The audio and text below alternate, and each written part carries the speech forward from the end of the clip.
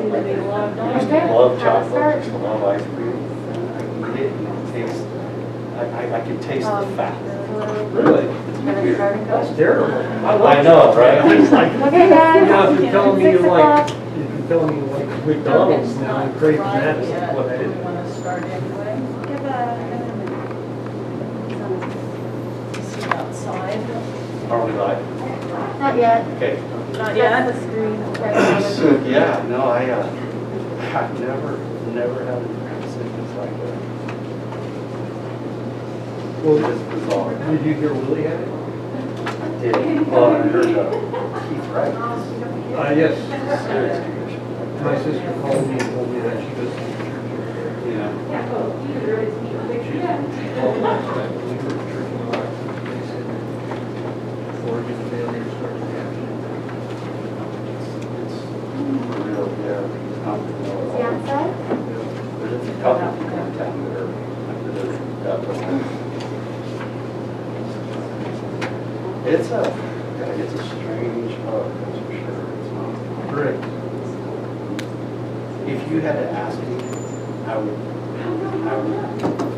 I felt like afterwards. There he is. That it had to have been man. What's up, Rory?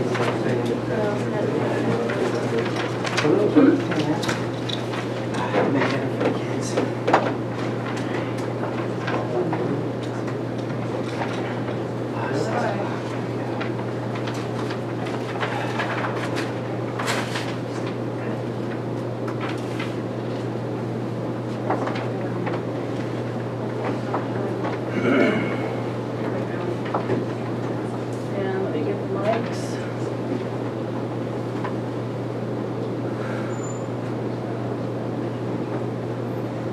Okay.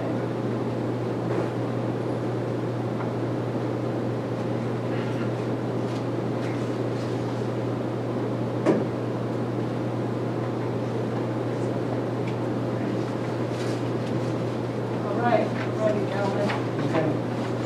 I'm going to call to order this Planning Commission meeting of September 9th, 2021.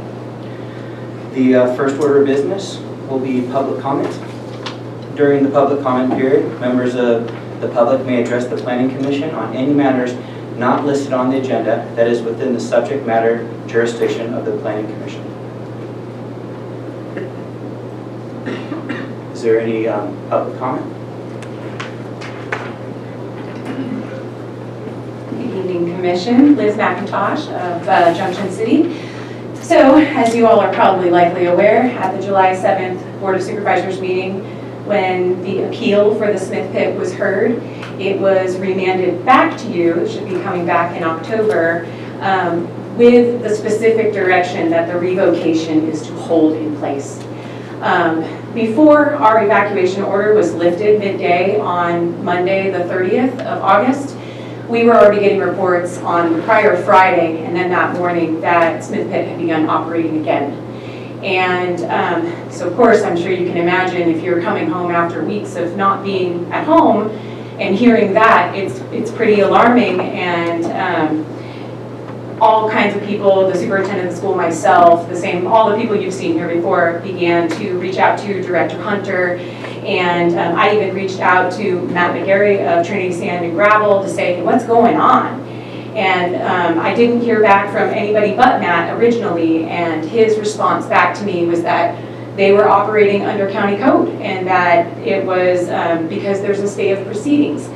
So when I responded to him, I took that same code where I saw a piece that had said that any decision from the board was immediate.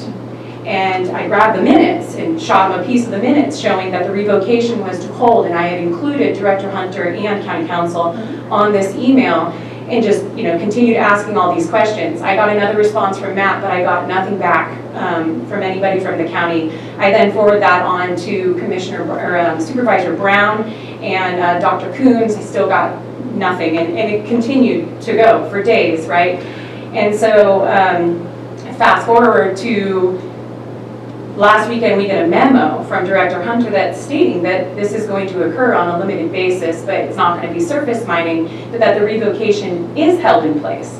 So we're all very confused. How can a piece of this be held, but a piece of it is not, when we all know the CUP is mostly about scooping and hauling, which is what they're saying that they're doing. So at the board meeting yesterday, during the reports, there were several reasons given for why this was authorized. And the first reason was that regardless of what happens to the use permit, whether it's reinstated or revoked, material will continue to be moved in one form or another with reclamation. And I just want to say, we talked about this in depth on the 8th of April. There was a question from DOT of should we consider a modification to allow him to use Judd of Trinity Sand and Gravel to recoup some of his cost for the material that was already done. And of course, the community was saying this was processed on site illegally. No, he shouldn't be able to. And in the end, you all held the revocation. You did not modify. But now that is what's happening. So how is this happening? Also, another reason was that they're under contract with a unique material, but we don't know if there's bidding or Thank you, Liz, how. for your time. Okay. Actually, since there's not many other public comments, Okay. we'll allow her the time that she needs. I mean, that's essentially all I wanted to bring to your attention is that this is happening again, and I don't know how it's happening, and I wish the community had better communication. Thank you.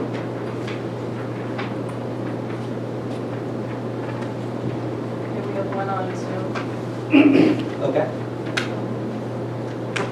Are you there? Go ahead, Amanda. Hi, thank you for taking my comment. My name is Amanda Berger. I'm from Junction City. I'm also speaking to the issue of the Smith Pit tailings run by the company Trinity Sand and Gravel. And I'm going to repeat a little bit of information, but the permit of this parcel was revoked on April 8th by the commissioners, and although it was appealed to the Board of Supervisors, the Board of Supervisors sent it back to the commissioners on July 7th. In those meeting minutes, it says, quote, holding the current revocations in place. During the April 8th commissioners meeting, there was an extensive discussion about whether or not Mr. Buick should be able to recoup costs, as Liz had just mentioned. And it was a very clear answer, no, he cannot. This decision was in part due to the fact that that processing was done illegally. They never had a permit in place to process material on site. On August 27th, Trinity Sand and Gravel began operating on site again, and it turns out it was sanctioned by Director Hunter. I spoke to the Board of Supervisors about this yesterday, but our community still hasn't gotten any answers. I want to know under what legal parameters Director Hunter thought this was okay or allowed. Kim Hunter released a memo on the September 2nd, acknowledging that the company was operating, but she allowed the scoop and haul to occur, and what's worse, she allowed it to happen while Junction City was still under evacuation warning. The road they used is Red Hill Road's only egress and ingress from much of our community, and we've always been very concerned about added truck traffic. How is this okay in time of emergencies when there are still emergency and crew vehicles on the road? In Director Hunter's response to the Board of Supervisors yesterday, she acknowledged that Trinity Sand and Gravel started operating even though their permit was revoked without the planning department's permission, and yet she never issued a citation. Instead, she allowed it. She also stated that she allowed the activity to continue because the material was unique for a contract they had signed prior to the April revocation.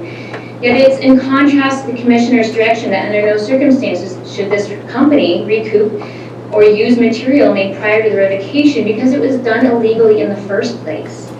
It seems like she overstepped her bounds even after both the Planning Commissioners and Board of Supervisors, or Board of Directors, clearly prohibited the company from operating and making clear the permit is currently revoked.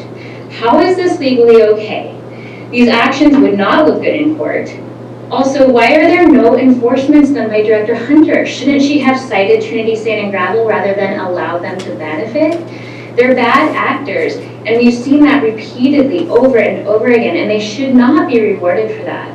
I think it would behoove the county to communicate with Junction City community, especially if there's anything that's going to happen like this, for whatever reason. Hopefully it's not illegally done and that you guys are following the rules, but that we get some kind of heads up because it puts our community in a really tough position.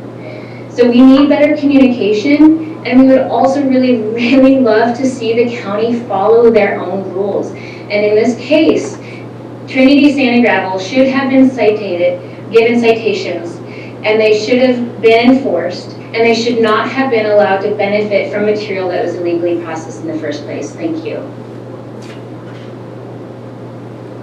Thank you. Is there any more public comment?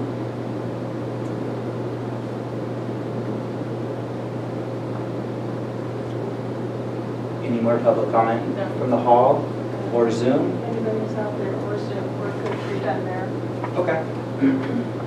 So, in that case, we will close public comments and move to our regular calendar items.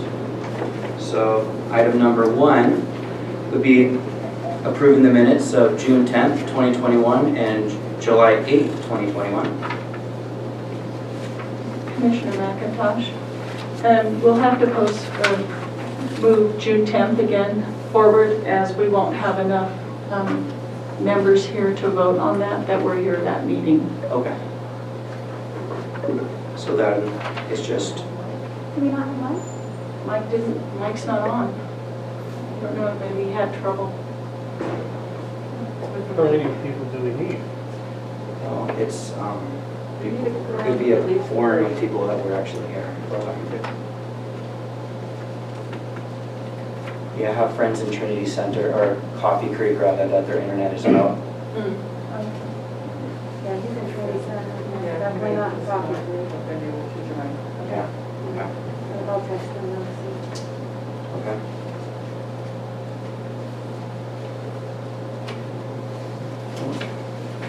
So then, July 8th it is. Do we have a motion on the table? I'll motion to approve. I can second it. Okay. He wasn't here that day. How was it? No, you weren't here last month, the July 8th. Yes. Oh, that was July 8th. You were absent. Okay, I'll follow it. I'll second it. Okay, we have a motion and a second to approve the minutes as is. So, all in favor? Aye. Aye. All opposed? Okay.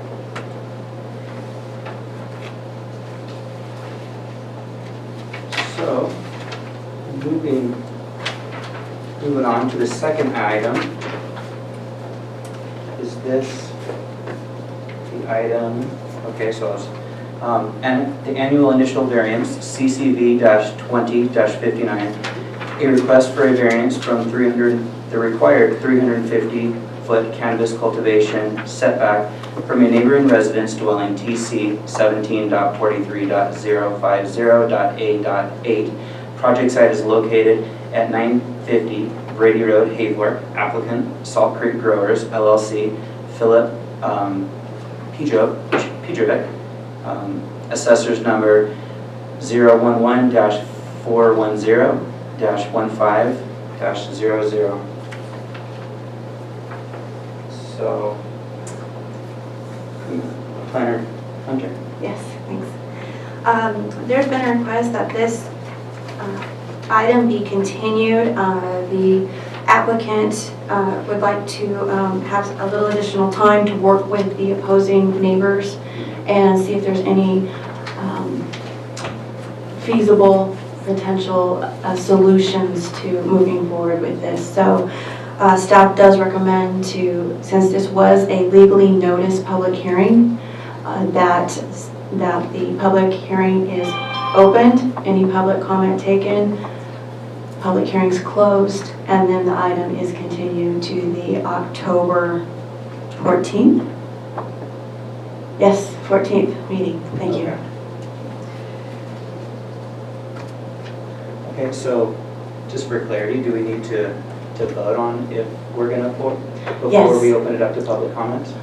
No. We'd open it up to public comment first. Yes. Okay, right on. So is the, we're going to open this up to public comment. Is the applicant here?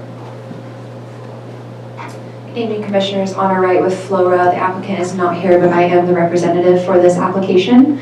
And like Director Hunter said, we asked for a continuance tonight because we are in discussions with the neighbors, hoping to just resolve this and not have to resolve it in front of you. I think we're on a good track.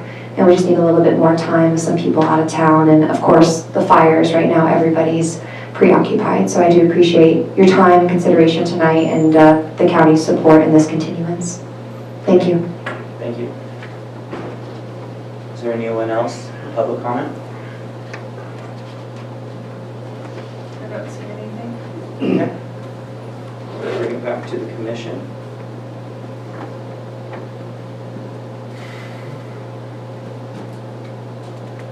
I guess I can make a motion that we postpone this hearing until October 14th. Okay. Okay, there is a motion on the table to table this until October 15th. Is there a second? Yeah, I'll second it. Okay, Rory seconds. All those in favor of tabling this until October 15th, say aye.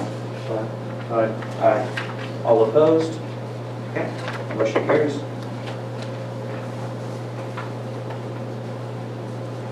Moving on to the next agenda item, annual initial variance, CCV-21-02, a request for a variance from the required 350-foot cannabis cultivation setback from a neighboring residence dwelling, TCC 17.43.050, .A8. Hey, Mike? Yeah. Do we want to go backwards? Hi there. Sorry I'm late. I finally got this iPad working. All right. Good to see you. Okay, Mike, we're on item 2. Actually, item 3. I'm sorry, item 3, and we'll probably skip back to the minutes after this because we couldn't take action on the July 10th, June 10th, thank you, meeting minutes because we needed a quorum on that. So we'll skip back to that afterwards if the chair agrees. Okay, thank you. Sounds good. Okay, I'll restate item 3. An annual initial variance, CCV-21-02, a request for a variance from the required 350-foot cannabis cultivation setback from a neighboring dwelling, residential dwelling, TCC 17.43.050.A.8.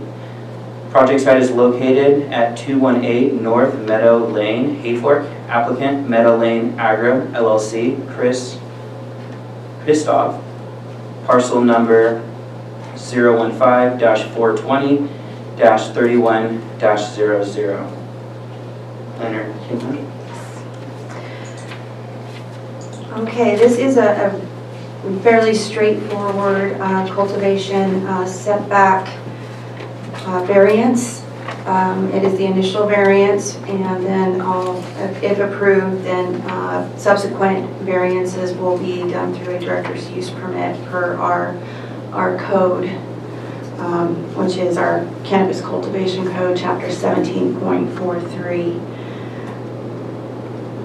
Zoning in the area, the parcel size is approximately 11 acres. Zoning district is at 20 acre minimum, and there is a critical water resource overlay zone. The general plan is agriculture.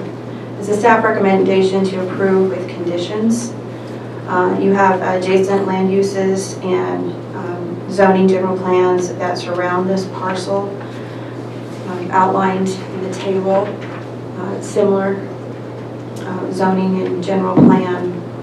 The license type that's being requested is a small license type. That's a 10,000 square foot canopy. Mr. Herstoff did receive some letters of support for this variance. They were in the memo. Hopefully you can read that. We got pictures of notes, handwritten notes, but we wanted to supply those to you that his neighbors appear to be supportive of the variance. There's several neighbors that are also cultivators and in our license program. Generally, we'll go over the findings. There's specific findings that need to be made to grant a commercial cultivation variance for the setback. That means no special privilege, use variances prohibited, meaning you can't have a variance on a use. If there are certain uses allowed by the zoning, you can't say, hey, well, we want a variance for this other use that's not allowed in that zoning. That's what a use variance would be. Those are illegal, and that's state law. The third finding is it's a service not permitted. A variance must not be injurious to the public welfare nor to adjacent properties. Just because we have some new planning commissioners, often if we do recommend denial on a variance, it's often item 3 that we have. We have possibly a complaint from a neighbor, opposition from a neighbor regarding specific issues. So that's, if you do see, and you may, it happens, a recommendation to deny a variance, often it's that item. Just moving forward, just to be aware of that. And then item 4, not adverse to the general plan or specific plan. And 5, not in the RD1 overlay zone. The RD1 is a specific overlay zone within the National Recreation Area. And that's why the Secretary of Agriculture must approve that, because that's an agreement between basically agreement between the county and the forest, that there's special uses allowed. For instance, cannabis, no cannabis cultivation, commercial cannabis cultivation is allowed in the National Recreation Area, and that would be all of RD1 zone. So that's one of the factors here. So just trying to give you a little bit of understanding of how these come into play and where they do come into play moving forward, because we do see a lot of these variances. But however, this site, of course, is not in the RD1 overlay district. So the staff does make the recommendation, the conditions of approval. The conditions of approval are listed in your staff report. I'm happy to answer any questions you may have on those. On the attachments, you have the site map, or the project location map. You have the site map and a setback map showing the nearest residences.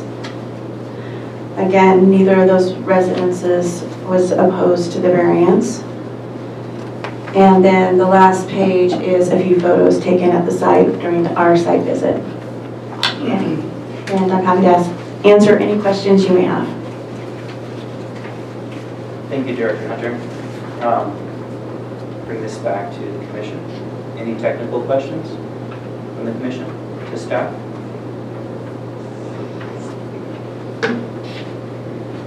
Yeah. Is Mr. Christoph, is he compliant with all his stuff? He has CEQA, he has all the things that he needs to actually cultivate? No, based on what is currently happening in the program, he would not receive a license at this time, but this is approving a setback variance, which is different.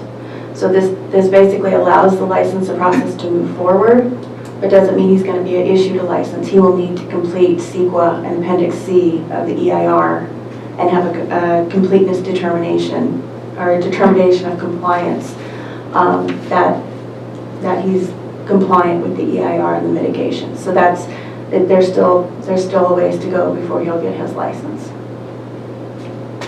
And that's, yeah, a whole other topic with all licensees. Gotcha. So is it typical, and I'm just trying to stay up to speed and stuff, Mm-hmm. is it typical for an applicant to apply for a variance prior to getting a cultivation license? No, it usually comes with the license Right. application. Mm-hmm. And then sometimes later, because these setbacks are based on, with the exception of the type 3 license, which is the 1 acre, the others are 350 feet. So the other licenses, the smaller licenses, are 350 feet to the nearest house. So especially in an area such as Meadow Lane or Barker Creek area, you will have cultivators who have to build a house. You know, our licensees have to build a house with their site, and they're building houses and they're triggering variances for each other. So it's not always cultivators, it can just be anybody building a house. If there's suddenly a house there, they'll have to come back and get a variance approved. Right. Even if they already have a license, they've had it for years. That will trigger the need to come get a variance. Does that answer your question somewhat, or? Well, somewhat, but Mhm. it seems to me that the license would be issued and then the variance would be requested. Well, you're not supposed to cultivate within 350 feet of a house, so we can't issue the license to cultivate if you haven't got your setback variance, because that's not, you're not supposed to cultivate. So the variance has to be in place before they can cultivate. Mr. Chairman, Yes, Mike? I think an analogy might be if you want to have a setback to build a garage in within a zone setback, and you have good reason to do so, you need to get the variance before you can build the garage. And you might get it in advance of even doing all the work and planning to find out if you should even bother getting it architected. But I think the analogy here is that if you don't get a variance, don't bother with the license, or you've got to re-engineer the license to get outside the requirements of the variance. So I don't think this is unusual to get the variance. As Kim said a moment ago, this person still has to qualify for a license. And if in the end, the site plan that this person wants to have doesn't conform to what's approved in this variance, he's got to come back for another one. But if he's consistent with this plan when he finally gets his license, then I think having the variance in his pocket allows him to get the license. Thank you. Thank you, Commissioner McHugh, for that clarity. That makes sense. Thank you. Is there any more technical questions for staff? If there are not, we will open this up to public comment. Is there anyone who would like to? Mr. Hertog is on the. Oh, great. Mr. Hertog, are you there? Yeah, I'm here. Good evening. Good evening. As you all know, Barker Valley has a lot of both legal and illegal grows. So I would like to be on the lead side. I've done my best to be a good neighbor. I fixed a portion of Barker Valley Road using my own money. Further, I repaired the bridge over Barker Creek. I already have spoken to my neighbors and they all are in support of my project. We have all been waiting on CEQA guidelines. So when I applied for this variance, CEQA was still in the works in the county. So yeah, that's about it. Thank you, Mr. Histroff. Is there anyone else from the public that would like to speak on this item?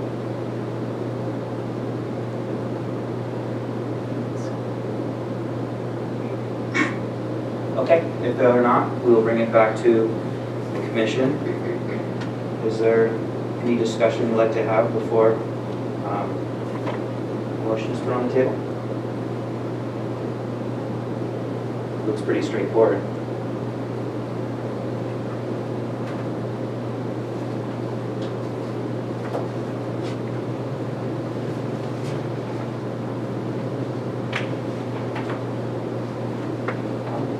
Yes, I'll motion to approve the commercial cannabis variance, CZV-21-02, to reduce the cultivation site setback in Trinity County Code 17.43.050.A.8 from 350 feet to 285 feet from the residence located on APN 015-420-382-00, subject to the findings of facts and conditions as stated in this staff report.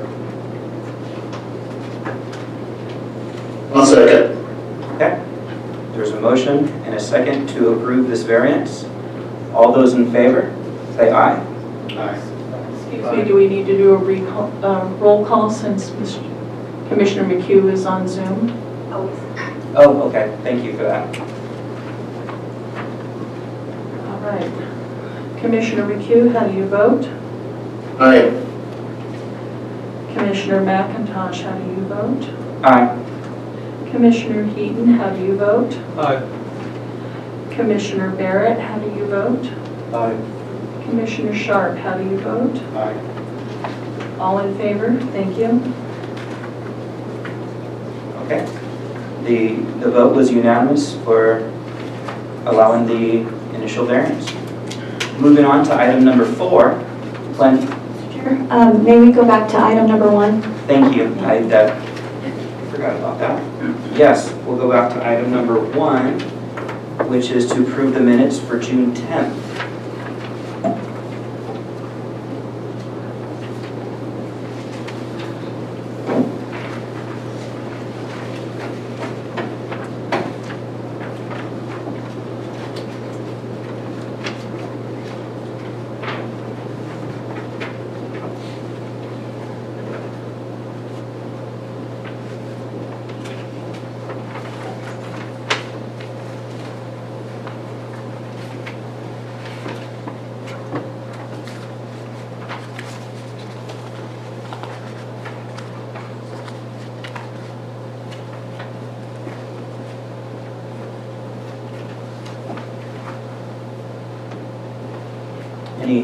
Any edits or comments about the minutes?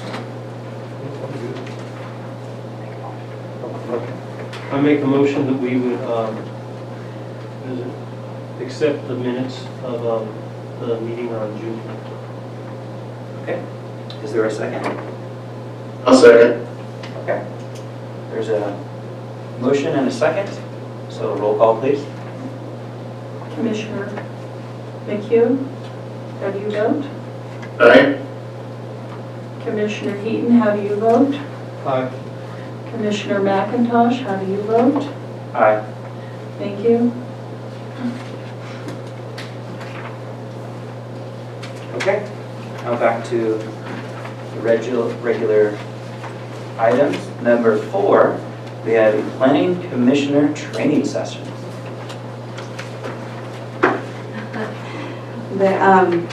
The title, that might be somewhat misleading. This is us providing information and walking through it and discussing it. So it's a very informal training session. But there is a need for training and understanding. Being a planning commissioner is a very important role and can get very complicated. And so Lisa and I thought that just presenting starting at the basics, our code, our bylaws, just some overall, what we thought were pretty good articles outlining the process and the role of the planning commissioner to present those to you and go through them and discuss. So Lisa's going to take, Lisa, what was our plan? So I'm doing the resolution for, Lisa will be doing procedures, the bylaws and essential guidelines for planning. the essential guidelines for planning commission. So just the first item, of course, is the code, chapter 2.36, and this outlines Trinity County's expectations of the planning commissioner role. This is also associated with state law, state planning law, which addresses planning commissions and the role of planning commissioners and certain functions. So first, the Planning Commission serves as the planning agency for the county and the advisory agency as provided for in the Subdivision Map Act of the state and Subdivision Ordinance of the county. Honestly, you don't see the Subdivision Ordinance very much. We really operate more and we use the zoning code and the general plan much more commonly. But subdivision comes into play when there's a land division. We don't have too many maps. We have a few coming up in the future to be reviewed. But the subdivision ordinance really governs the division of property, lot line adjustments, how to deal with illegal parcels, which is something called a certificate of compliance. We have had some of those Commissioner McHugh's sat through some of those.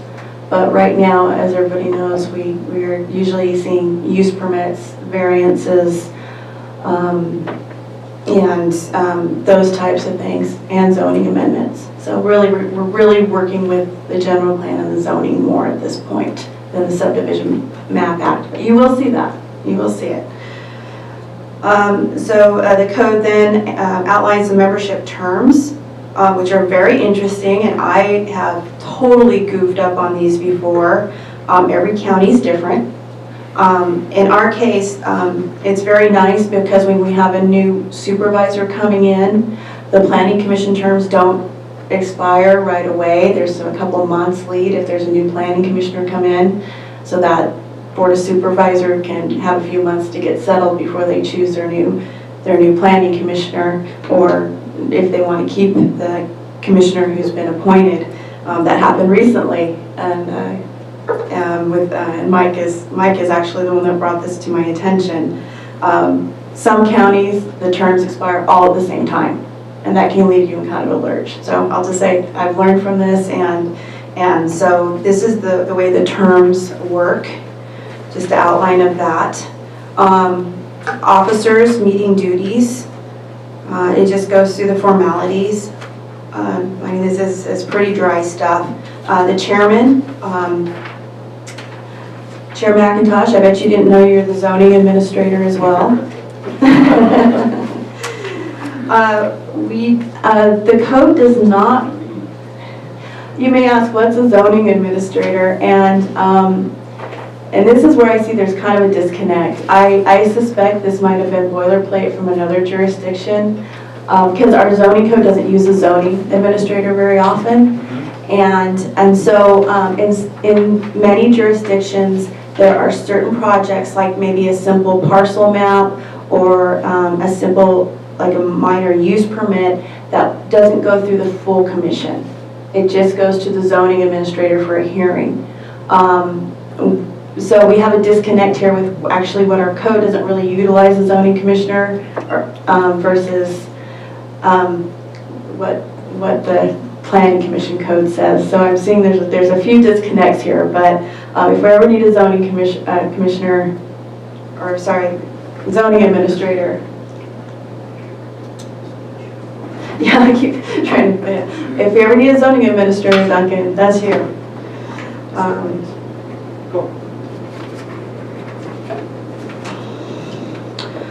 There is some compensation as planning commissioner. I have a question about that. Yeah. If this was drawn up prior to 1993, it appears, where's our cost of living increase? That's a very good question. That's 30 years at $100. I know, If somebody got paid $100 to do this job in 1990, yeah, what would that be now? Wait a second. It's a very good point. So there It was raised to $100. It was either last year or the year before. Oh, really? It had been, interestingly enough, I suppose I should remember this because this is on the record. The code prior to saying 100 said 50, but we were getting paid 75, so they haven't asked for a refund. But the Supervisor Grove, God bless him, pushed for a raise to the stately sum of $100 for as a stipend to show up at these meetings. So that's what it's at now. I feel that.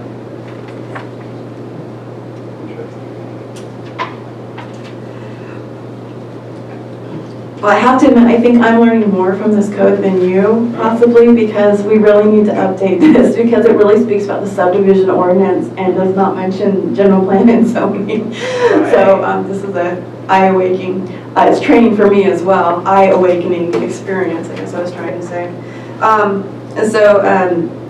Well, here it is. So this is what's in code, and I think I'll probably stop there. There are some duties of the advisory agency, but again, those are coming back to the Subdivision Map Act with no mention of the general plan or zoning, which, yes. So there it is for your information. I'll turn it over to Lisa. There is one other set of roles that are assigned, and I don't know where it appears I don't think it's in Title II here, and I don't think it's in the policies. I don't know where it appears, but Yeah.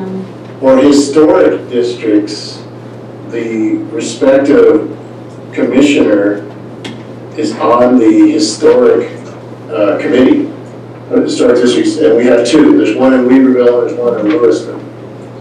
So the commissioner for Weaverville is a participant on the architecture committee for the historic district in Weaverville and District 1 for Lewiston.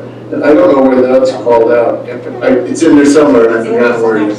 Somewhere, and I thought maybe it might be in the bylaws It's not because, there. but it's not there. No, I read it. We'll get back to you on that. It is somewhere. We'll find it. It is somewhere. Unless you can find it first. It might be in the historic. District itself. Right. Yes. I have my zoning code here. I'll look it up right now. While Lisa talks. I believe for Denny and Helena also. Okay, so the second item on the memorandum is Resolution PC-89-05. And basically what this is the Planning Commission policies relative to Planning Commission procedures. So this is the procedures, and as I was looking through, you know, the Title II of our county ordinance on 2.36.030 under officers' meetings and duties, it does say under item number C that the commission shall adopt rules and regulations for the transaction of business. So basically that's what this document is your rules and procedures. For a lot of commissions that I've worked with, this is actually a really short list of items. You know, usually it goes into a little bit more detail as far as different types of projects. You know, if you know, you can't get to an approval on something, or if you only have 4 people and there's a tie vote, and you know, just a number of different types of issues that you might run into as a commission, and it gives specific examples and you know how those procedurally work in conjunction with state law. So we'll just kind of go through this briefly, and then there's one that I'm hoping Mike will answer for us, the last one, number 8 on the back.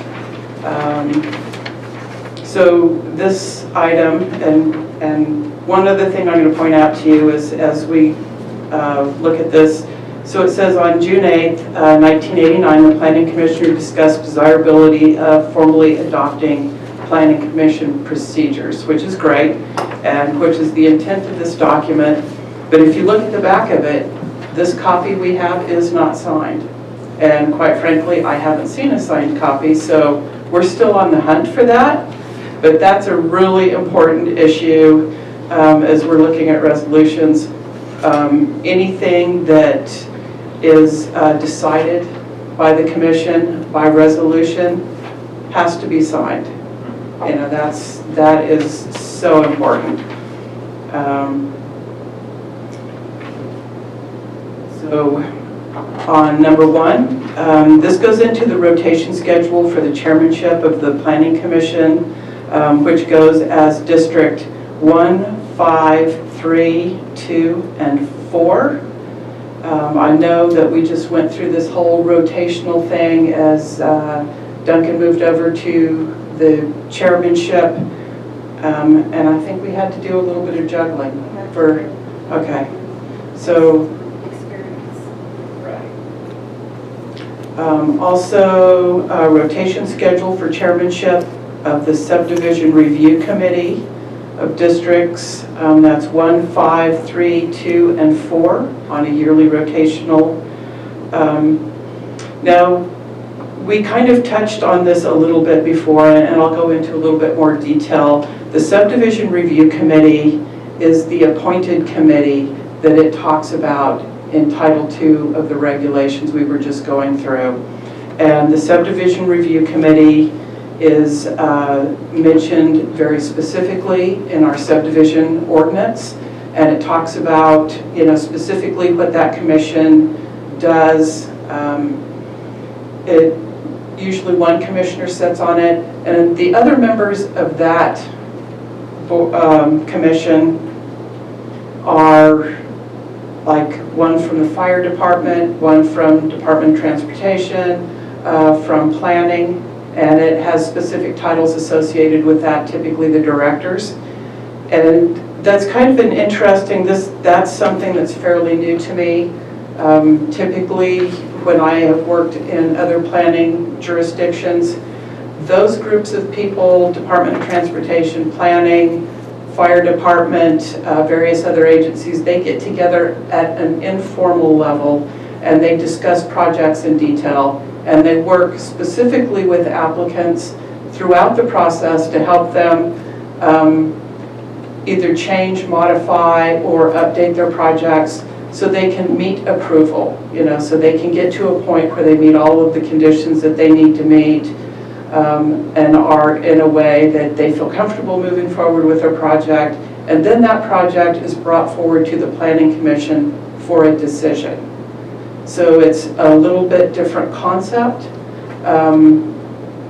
My assumption, and Commissioner McHugh might be able to weigh in on this a little bit, is that that group was given the authority to make decisions on parcel maps, lot line adjustments, and those things associated with the subdivision ordinance in order to relieve the Planning Commission, for lighter loads of decision-making processes.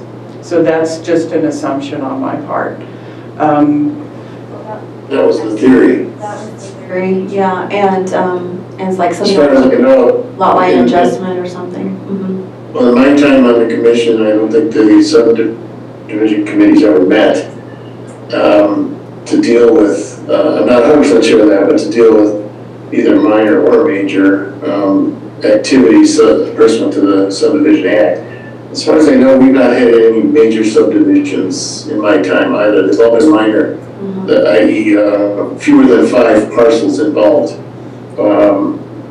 So those have all come to the Planning Commission as far as I know, and there haven't been very many of them. So I think due to the small number of them, rather than convening that commission, it's just come to this committee, it's come to the Planning Commission. Yeah, ideally, we would like to have more of a review committee. Actually, I've talked to Darrow. Darrow could definitely speak to this several times. We'd like to get a review committee, so we're working on these and bringing the applicant in at the beginning of the process. However, the Planning Commission chairman sitting on that is actually now a conflict, because most projects would come to the Planning Commission and you would be voting on them. So my take on it is it needs to be a little bit refigured before we can move forward, but it is needed. Right now we don't have this, and it's nice to let the applicant know from the beginning, from the agencies, and it also includes environmental health, a few others, as Lisa said, to the group, to identify issues in the beginning and convey those to the applicant and resolve those in the beginning, because if we don't do that, then it's coming up usually during the environmental or right before Planning Commission, sometimes at Planning Commission. So it's a much better process, which we would like to get to. But at this point, we're dealing more. I'm not sure there's a conflict. Yeah. I'm not sure I see a conflict there. Commissioners can participate in other groups, for instance, the one you just found with regard to architectural and historic districts. Right. Where it specifically says there'll be a commissioner on such an event, and this happened for the clinic at the hospital when Commissioner Matthews attended the historic committee meetings, then came to the commission and voted, and I don't think that was seen as a conflict. Yeah. So I'm not sure participation by a commissioner is an issue as long as it is declared that happened, that the commissioner was in those meetings. Yeah, and we'll definitely look into that. And thank you. That hospital issue was before me, but I've heard a lot about it. So, but yeah, we'll look into that before making that call, definitely. But we do need some type of review committee reinstituted for our projects, but not just subdivision projects, conditional use permits and some others to kind of get some issues and get everybody in the room and have that talk before it's much needed. It's actually all projects, even the non-discretionary projects such as lot line adjustments, certificates of compliance, other minor projects, director's use permits. Every one of those projects benefits from the input of agencies and the applicant and open dialogue. So that's really where we would like to go with that. Yeah, if I may, I've had lots of discussions with engineers and surveyors about the need for this oversight committee to just to help not streamline the process, but help ease the burden on the different agencies. So it does expedite it too. yeah, I'm glad to see this is hopefully moving forward. It's definitely a priority for me. You know, it's just a matter of getting to the point where we can actually institute that type of, and you know, having an appropriate place to meet, and I preferably just as an informal meeting. So that's where I would like to go with it anyway.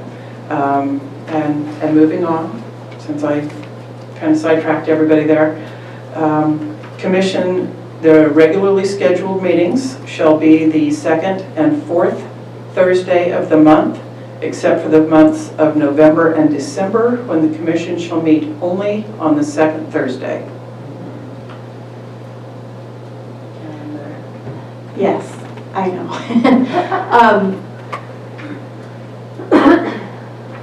Well, since fourth is misspelled, I don't think we have to meet on the fourth Thursday. Right. Yeah. I wasn't going to say anything. It is very difficult to meet 2 times a month.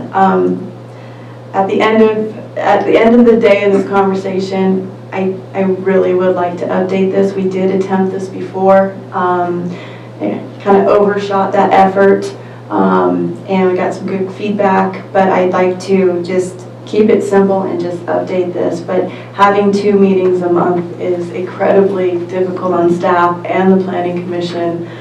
And so the Planning Commission, basically the last sitting Planning Commission said, we'd rather have one long meeting a month than 2 short ones.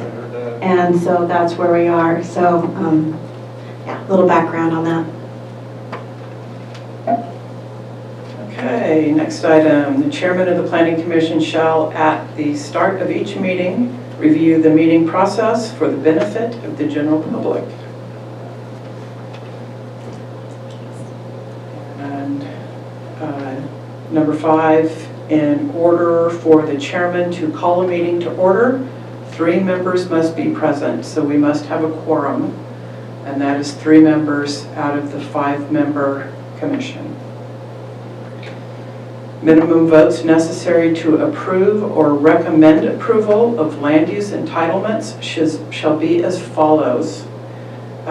For use permit and variance, simple majority, which I am assuming is 3 in our quorum. Appeals of the director's decision, simple majority.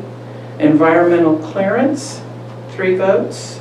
Rezones, 3 votes. Resolutions, 3 votes. Plan amendments, 3 votes. All other entitlements, 3 votes. I'm gonna just see if Sean, are you on the line? Are you still there? Yeah. Hi, Sean. Yay. Sean is our county council. Do you happen to know what the difference is, and maybe Mike knows, but between a simple majority and 3 votes is? Do you happen to know that? Yeah. And I'm gonna put I think it would depend on the number of the committee members. Okay. I think it just sort of depends, if you have more, then it might change things, but Okay, yeah, so basically. in this case, it will be 3. Okay, so basically in the sections that require 3 votes, then technically, like, we cannot approve a rezone if we don't have 3 votes present, is how this reads. So there's probably something. you can't have a meeting without 3 people. That's what it says. The way I would interpret this is kind of interesting, is that Yeah, it is interesting. a simple majority would be 2 of the 3, unless, Oh, I unless see what you're there's, saying. unless there's legal precedent for that, it meaning something else. That's why I think they So made the 2 of 3, distinction. okay. And that makes sense, yeah. The majority of the quorum. That's interesting, because it, Because you could hold a meeting with 3 people. We can. hold a And you meeting only with 3 need people. a simple majority at that point. Which Okay. would be 2 votes. And this has not been practiced. No. I'm not a reporter here, but it's a majority of the commission, not a majority of the president, those present. It's always 3 votes. Right? Yeah, but according to whom?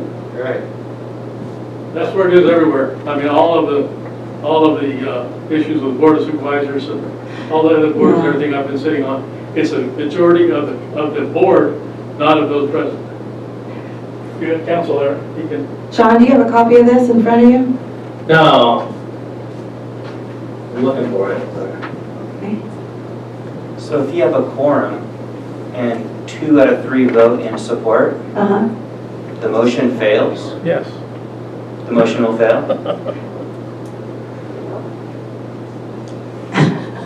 I think I'm gonna end up with more questions after this training than Interesting. anybody.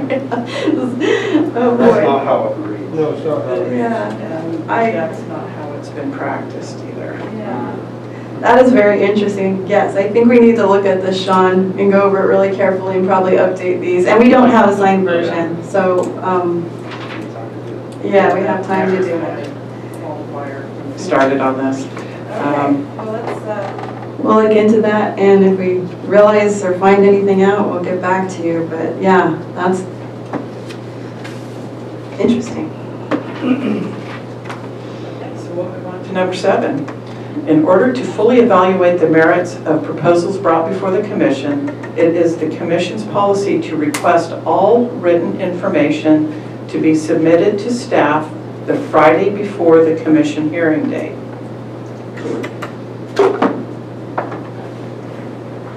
We really strive to meet this deadline, but there has been times when we've been unable to do that.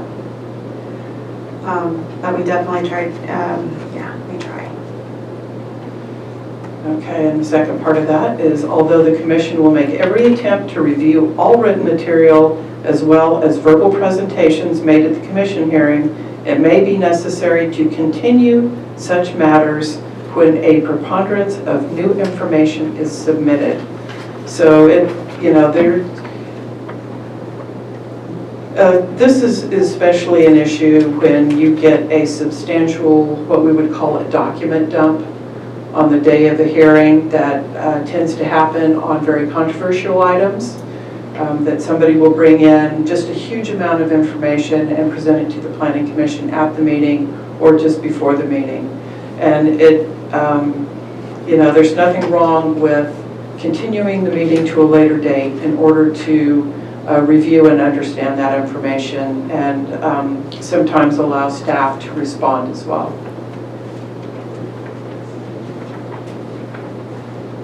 And then on the last one, on the reverse side, in the absence of adopted policies or ordinance in regards to procedural matters, it is the policy of the commission to follow Robert's Rules of Order. Well, it's a good thing you don't have a signed version of this thing. Right. I don't think anybody follows Robert's rules in the county. Well, and when I was reading this, that was my understanding, and then I was very confused. So that was something that I was going to make sure that we were not indeed following Robert's Rules of Order, because that hasn't been the practice either. So, and that concludes my presentation on the policies relative to Planning Commission procedures.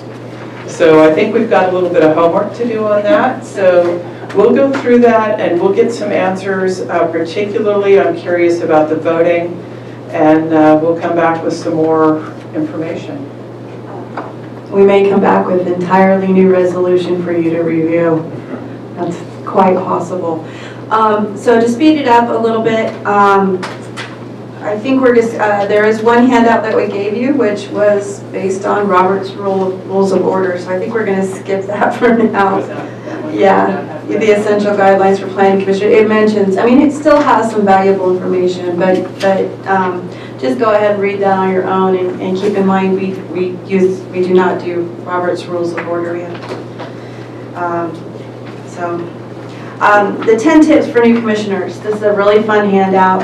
I found it in my archives from, I don't know where I picked it up along my travels, but some really good messaging here about the planning commissioner and things to think about.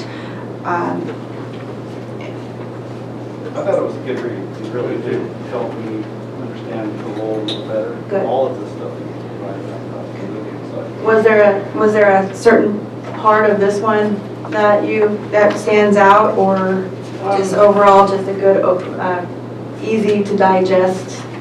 It was easy to humorous digest, but view. it really gave me an idea of, a better way to engage with the public and not get into back and forth debates, stuff like that. It was good for that. And, what to and not to talk about with folks and how to approach things. Yeah, just a good overall kind of a how-to guide. And so,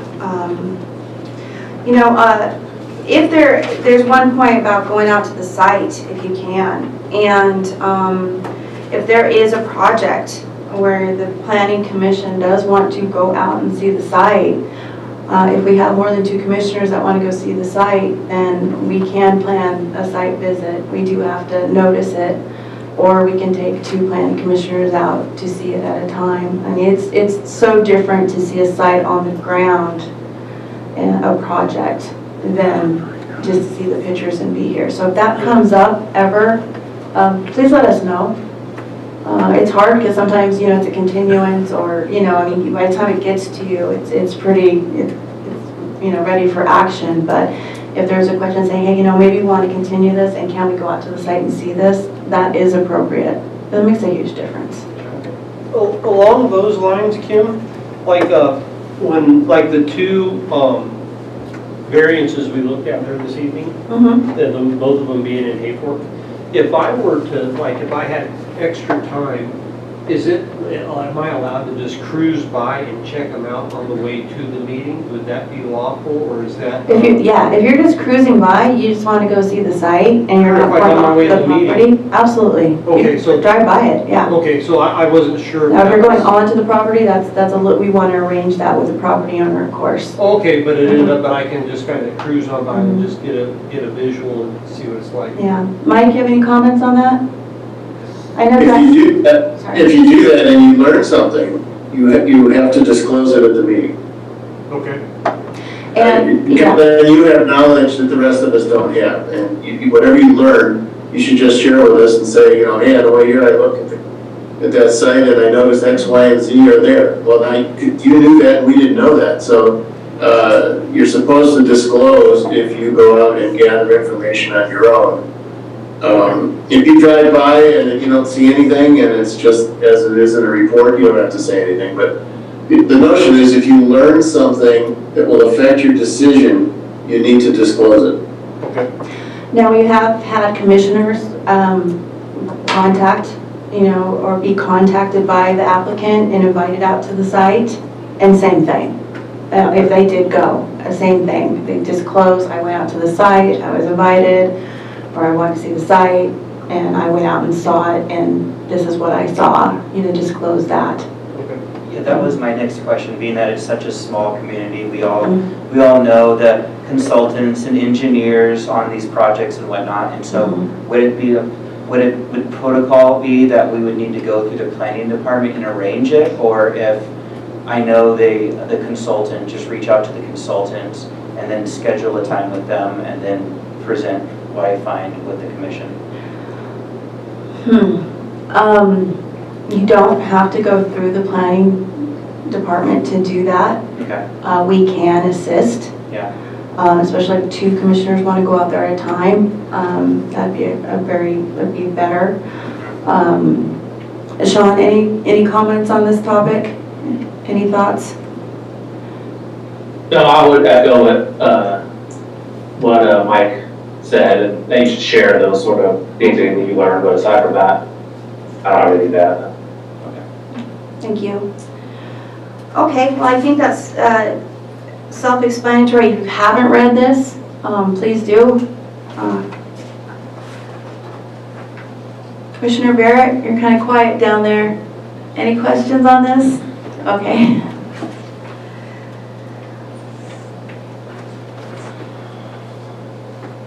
Okay. With that, we're skipping the essential guides to planning commissions and the real critical document that I wanted to go over, which I cannot find. Where'd it go? Here it is, on the bottom. The planning commissioner's role. And this is from the California League of Cities. They do a wonderful job. It is kind of oriented towards cities, but applies to counties as well. Any questions or anything? No, we were actually just discussing the 10 tips and kind of some of the stuff that we learned. Good.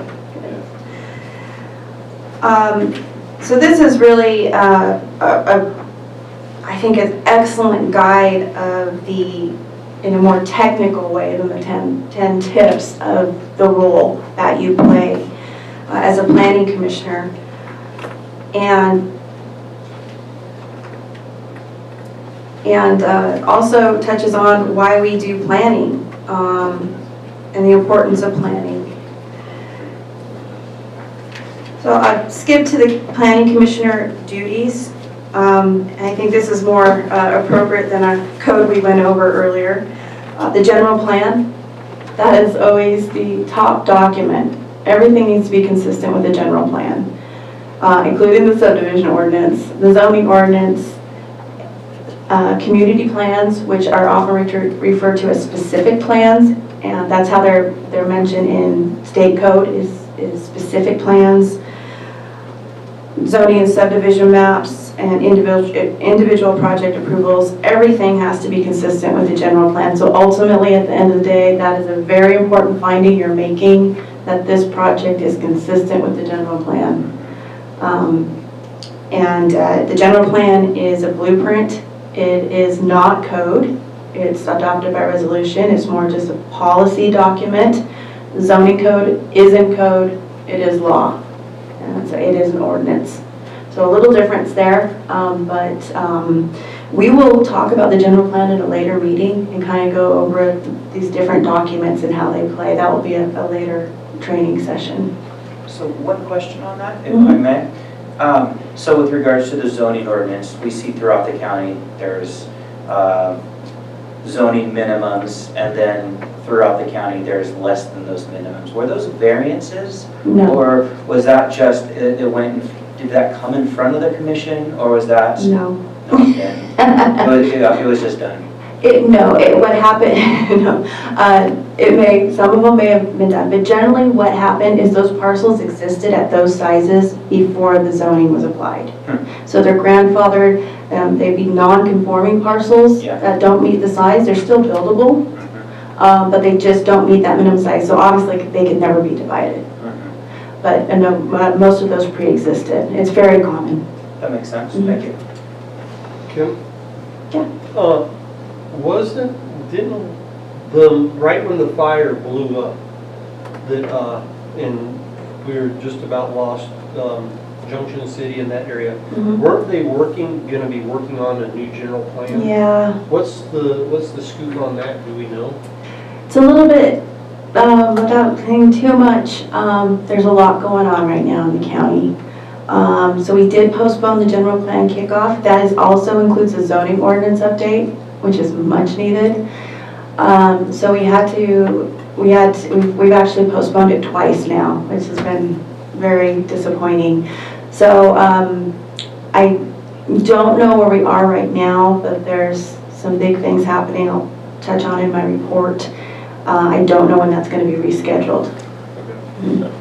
But we'll keep you updated on that.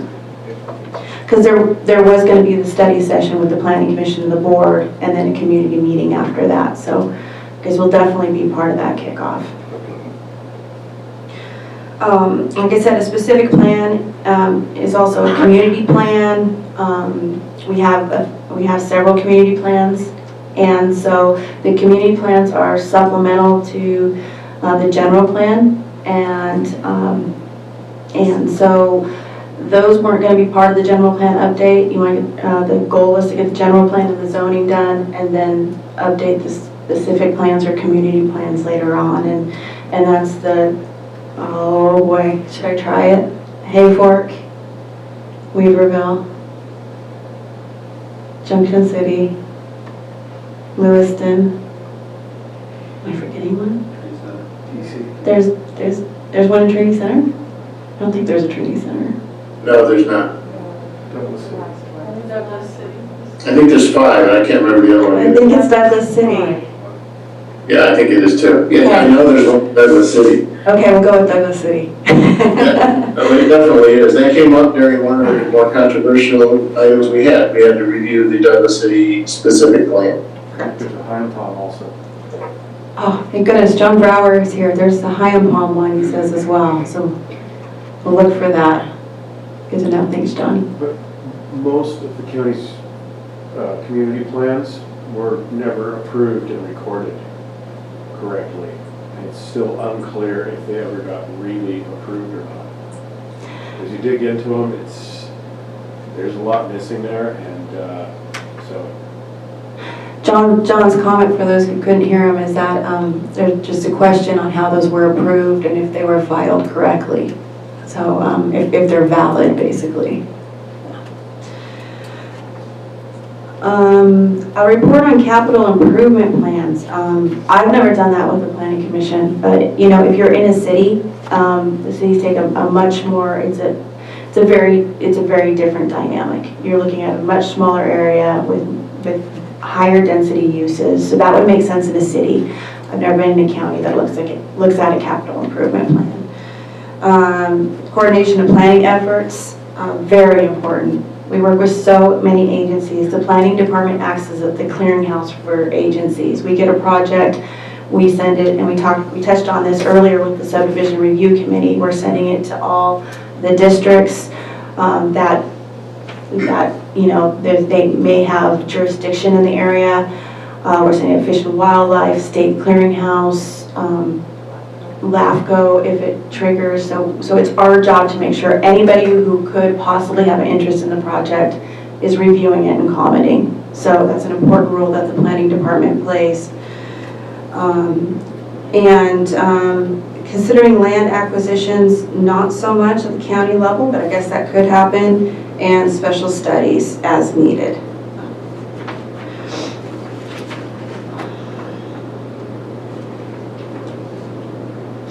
Then I go over other local planning bodies. That includes the Board of Zoning Adjustments, again, a larger jurisdiction.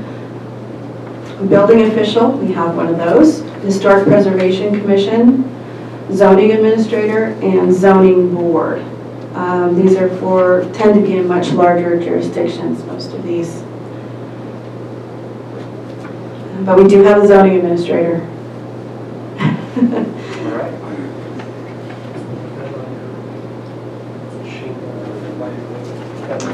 That's right.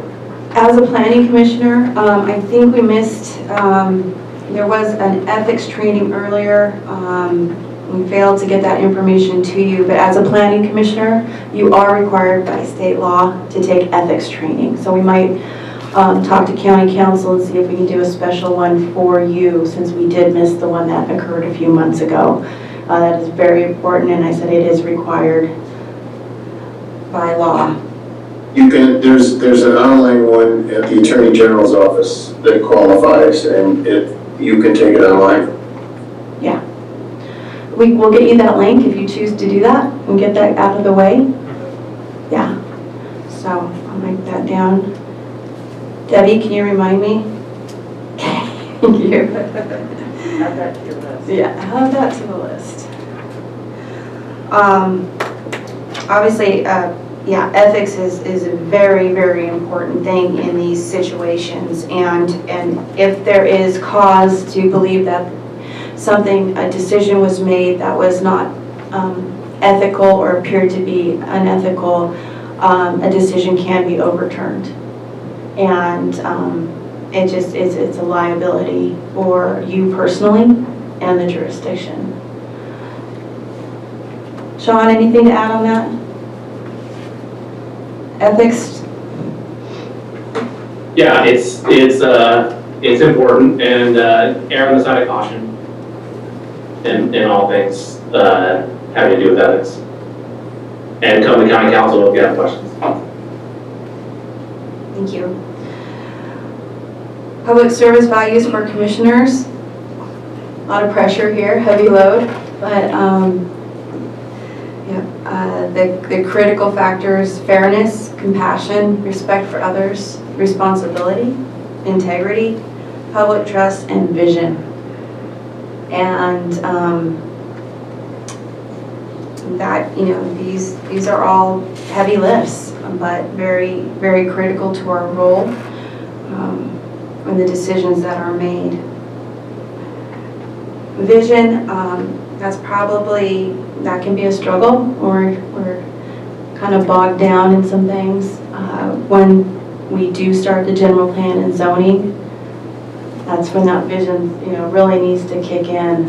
The vision of where we want, what we want to see for the life of this general plan, because the general plan is called Trinity 2050, and that's because it's not going to be done in 2050. But because, I hope, but because that's the vision, that's the time frame that we're planning for. So vision's always critical, always important with any project, any decision we make, but it will definitely come into play through that process, which is a very intense process. I think we went over some of these issues already when County Council Margaret Long provided some training. So I'm going to skip page 6.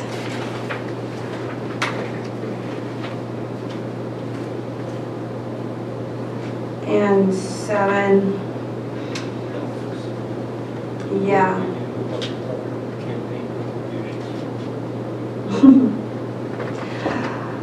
A recipe for an effective planning commission. That's the text box on page 8. Focus on big picture. And they point out it's very easy to get distracted by personality groups or issues, and just focus on the matter at hand and the big picture. That can be very difficult to do. Meeting procedures are critical. And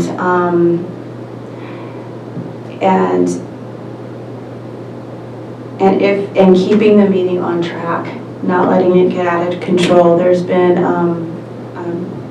we've had a few meetings, but Mike probably could speak to that. There's probably been some pretty crazy ones that he's prior to when I came. I think I heard some stories about what happened and some pretty crazy meetings. And the way to keep that reined in is by stay to your procedure and get back on focusing on the issues. But there can be a lot of drama, a lot of energy in the room, so that can be very difficult at times.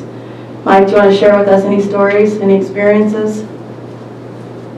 Well, nothing leaps to mind. It's just, when there's a controversial subject like, let's say the hospital clinic, there are strong feelings on both sides of it, and legitimate feelings on both sides of it. They're complex issues, and the public wants to be heard. They need to be heard. It's their right to be heard, and we have to listen to them by as our job, it is to listen to them, take that under consideration. When it's going on in the meeting, it's a challenge for the chair to keep it on track, because there's a lot of emotion in the room, but it's just the way it is. And it's just, when it happens, and you get through the issue, and make the best decision we can. Thank you. Stay informed.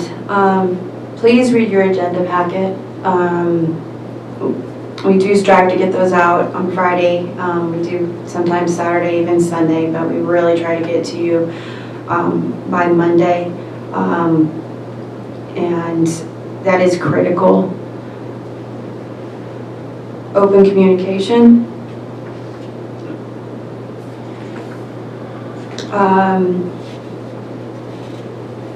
A free flow of ideas and discussions among everyone present at the meeting includes applicants, staff members of the public, and the commissioners themselves. Be objective, listen, and ask questions. You guys are pretty good there. An efficient pace, which I'm not doing right now. I apologize. The chair, a lot of pressure there. Testimony needs to be closed for deliberations and taking those cues. That really, there's the chair holds the job of facilitation and keeping that meeting going and on track. Thank you, Commissioner McIntosh. And effective leadership. Again, keep the flow of ideas going and keep proceedings on track. Again, that is so important as we head into some controversial issues. I'm sure that will be coming before you. Page 9, work with staff. Please, if you have questions, please give us a call. If you want to come and visit us in the office, I'm going to walk you through a process, a file, any questions, a general plan element that you may have questions on, a zoning section, anything, please give us a call. We are your staff, and we serve you. And the board of supervisors, the staff, and you are advisory to the board. So there's a lot that goes on in our office behind the scenes, but we're also happy to answer any questions you have. So reach out to us.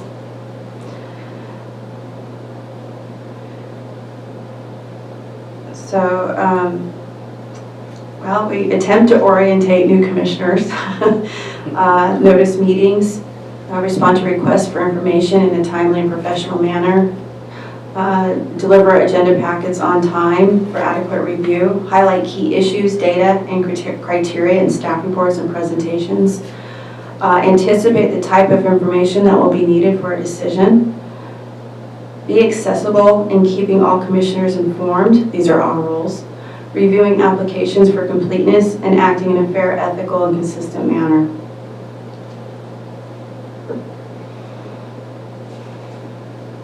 There's some tips for maintaining good staff relations.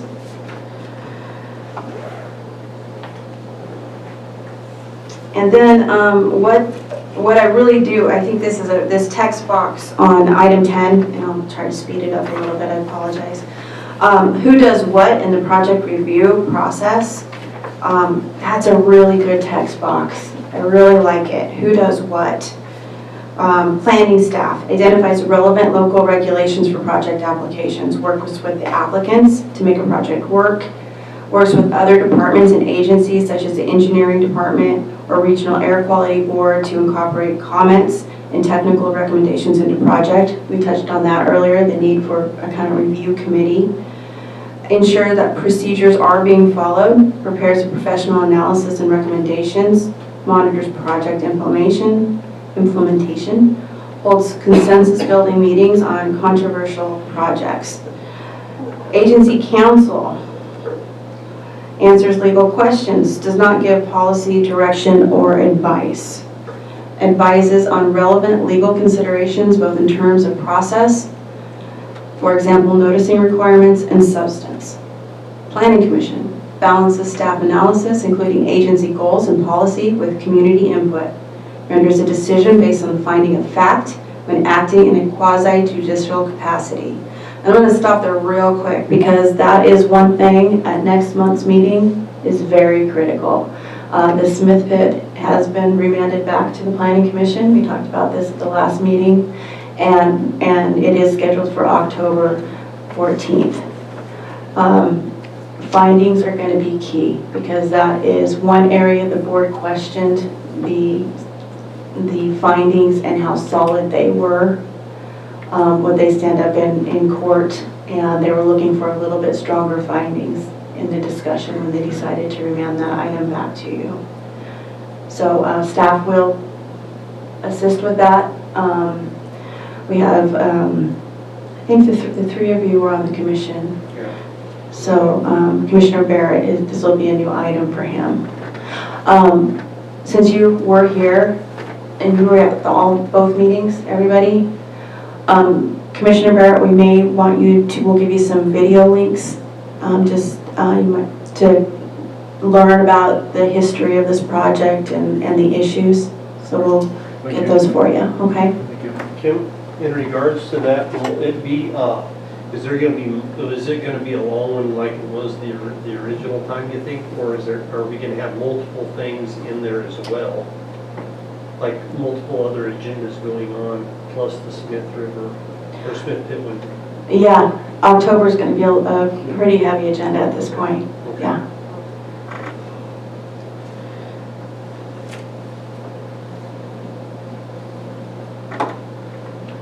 Okay, Planning Commission rules, makes recommendations to the governing body on policy matters when acting in a legislative capacity.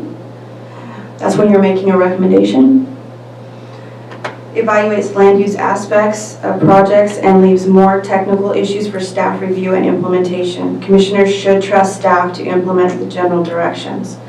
And then the governing body balances staff analysis, planning commission decisions, and agency goals. Which brings us to the last 2 pages.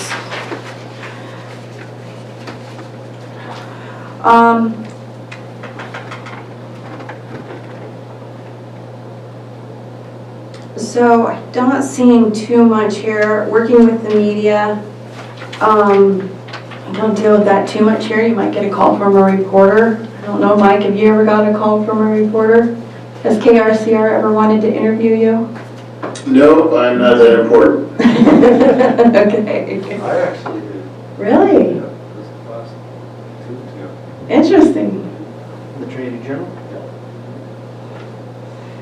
Okay, so the media, working with the media, there's a little bit of tips and commentary on working with the media. I think these are very good tips. I encourage you, since it has happened, to read up on these. I can honestly say by the time I was done, I was wondering what I'd said. What I should have said. Right, so there's some good tips there, and I think with that, that's something you can read. It evidently does come up, and you may get a call from a reporter. So, yeah, something to read through. It may happen. But any questions for us before we conclude this item? I think I have more questions than you guys do. Okay, thank you. Thank you. Okay. We are through all of our agenda items, so we can move to the Planning Commissioner's report. Does any commissioner have anything to report on?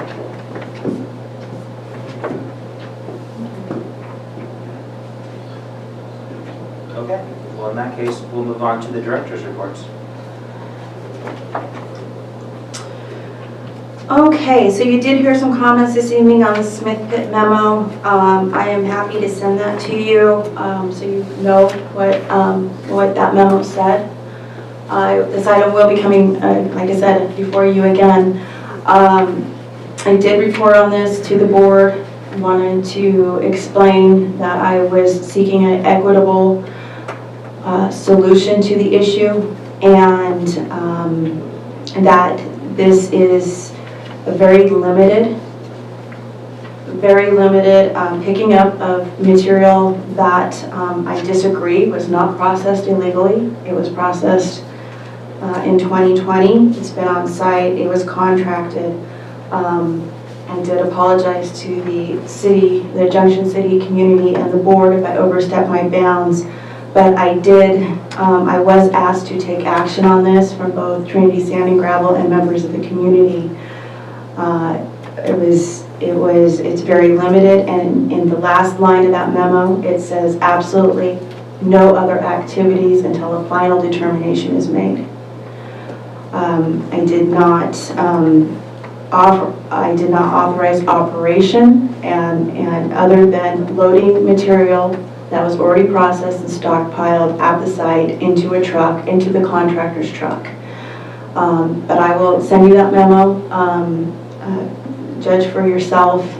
I did, again, report on to the Board of Supervisors, and they are aware of the situation. What kind of materials are they making?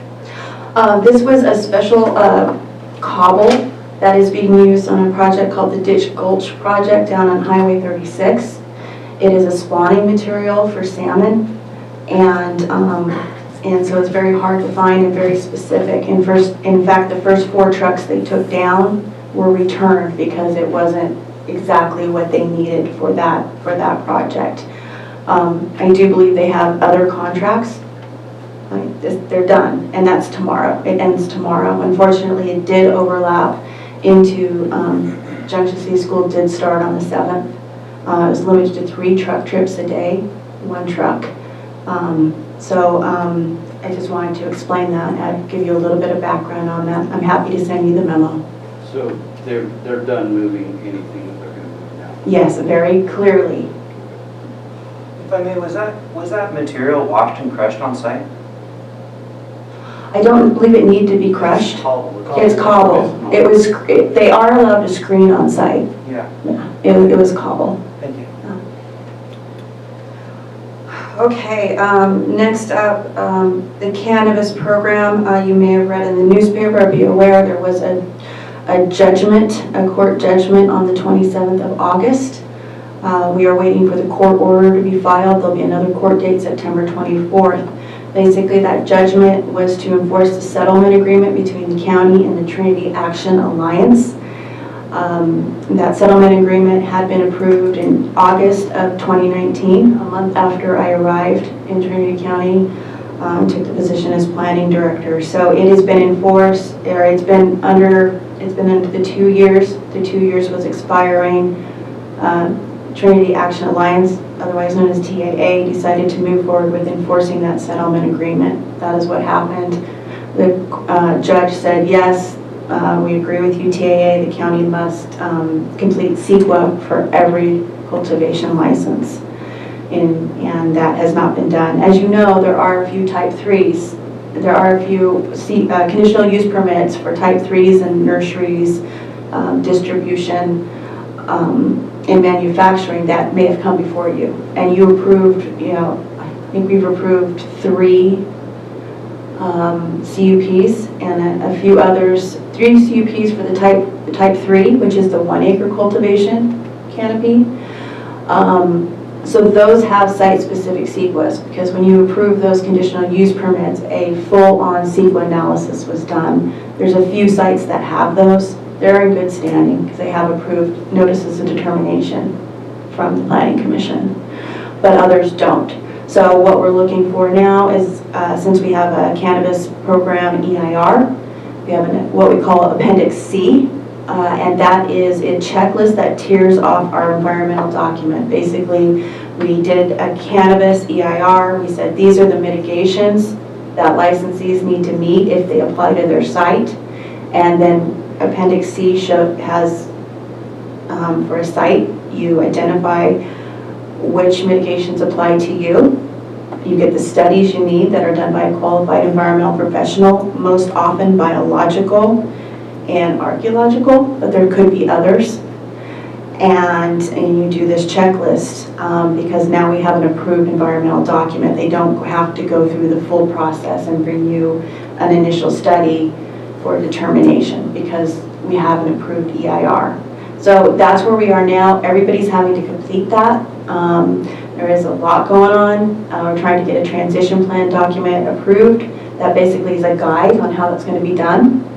And when that's approved, we'll start taking those in. So my marching orders for the next 2 to 3 weeks is getting that transition plan completed getting consultants on board to be able to implement that transition plan and get through those Appendix C studies as quickly as possible so folks can start to get their licenses and get back in the business.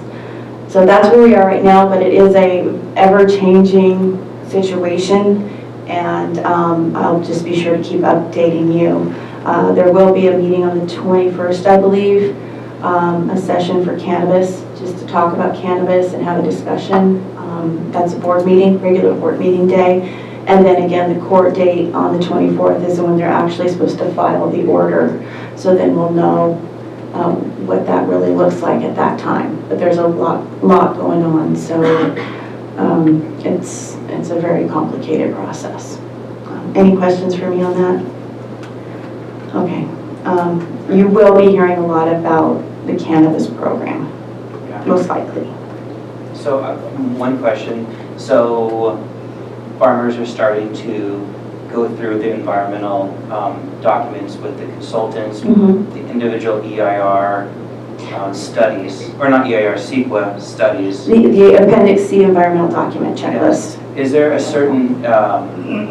a certain volume that the county can process, or once they've gone through these documents and had the mitigations, would the county need to go through the mitigations with them, or the consultants be the ones that say if these mitigations have been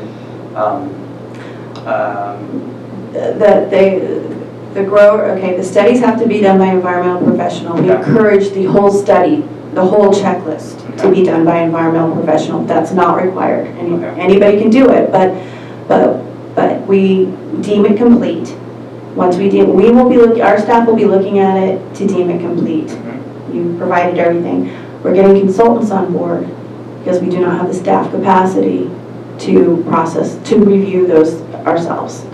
I mean, that's a lot of studies, hundreds. So with the consultants, what volume of applicants would you like to be able to process on a daily or a weekly or a monthly basis? I can't answer that right now. It's like 500 licenses. There's different stages, yeah, and the transition plan will outline that. We're working, we're looking at all options, whatever you need to do, get those processed as quickly as possible. But we are looking to consultants for file management and for Appendix C and CEQA review to get, for several reasons. And those are consultants that are not within Trinity County. We want objectivity, consistency, efficiency, and experience. So that's very important. So we're working on that right now, though. Great, thank you. Yeah. So once the transition plan's approved, yeah.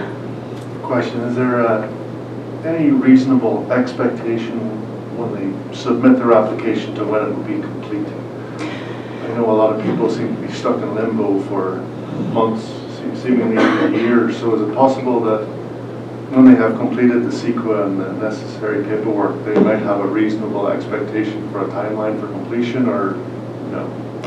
It matters on the quality of what they turn in. There's a lot of people that have already got a head start on this.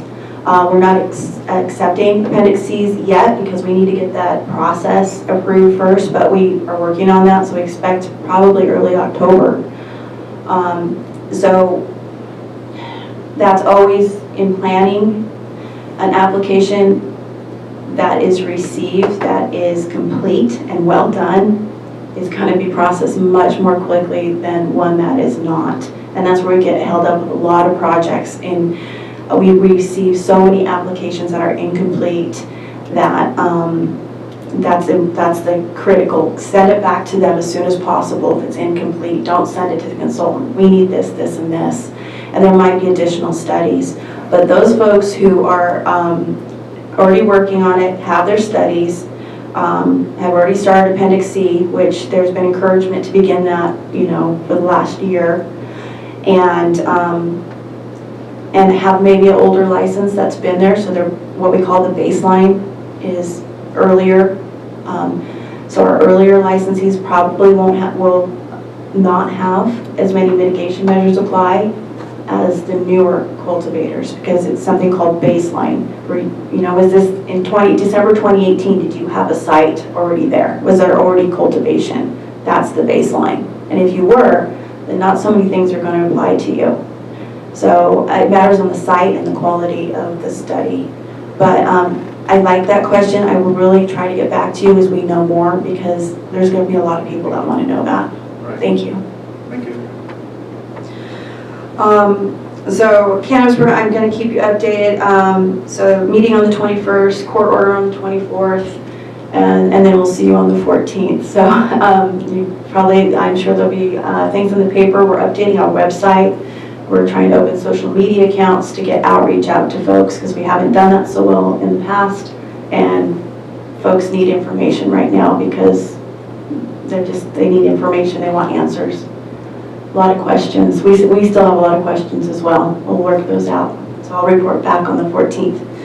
Our new building is done. It's waiting for us.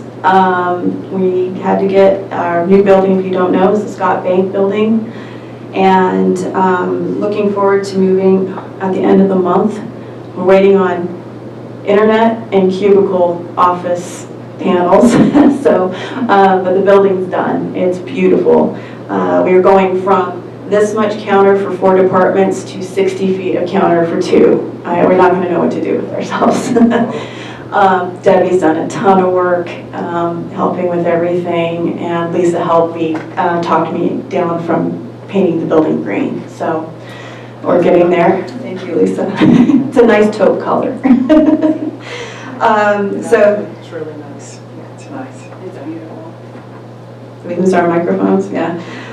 So we expect to move down there the end of the month, even if the cubicles aren't ready to go, as long as we have internet, we're heading down there. So that's going to be exciting with everything else happening. Where is that located? Scott, it's the brown building, it's right by the Diggins. Used to be Bank of America building when it was built. Where?